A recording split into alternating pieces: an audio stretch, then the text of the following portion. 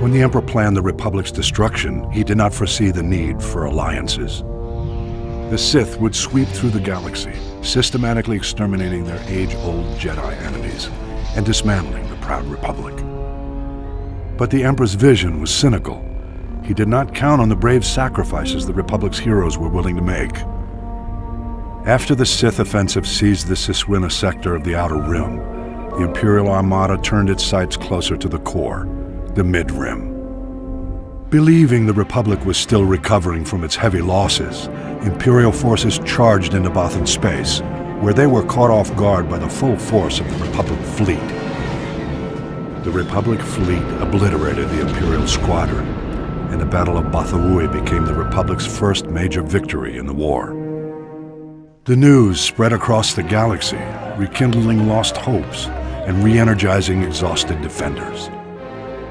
The Republic fleet moved on, but a courageous force of Jedi and Republic soldiers remained on Bothawui to await the Empire's return.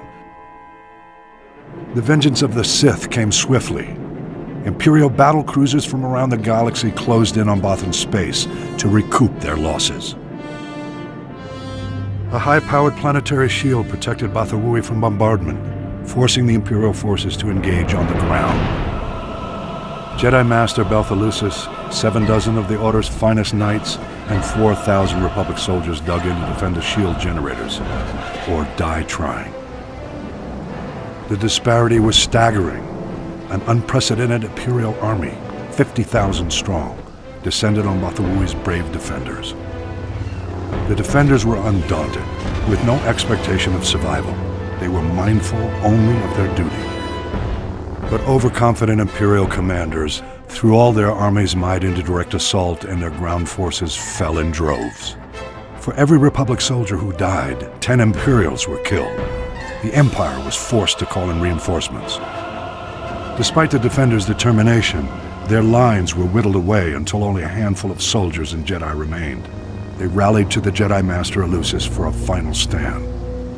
Imperial Grand Moff Zelos offered to spare Master Elusis if he and his brave comrades would surrender. Neither pride nor foolhardiness drove the defenders' decision. They were guided by the Force.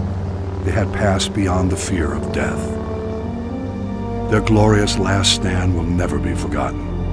Elusis and his men fell, but not before the Imperials were driven to retreat. The Battle of Bothawui was a draw. The heroes of Bothawui inspired bold New Republic strategies that eventually halted the Empire's advances. In retrospect, though, the Republic had lost too many systems in the early years of the Great War. The execution of the Emperor's brilliant strategy was flawless. Survival was the best the Republic could hope for. I've spent much time now piecing together the puzzle of the Emperor's initial designs, and I have a theory that is quite surprising. I'll develop that for my next report.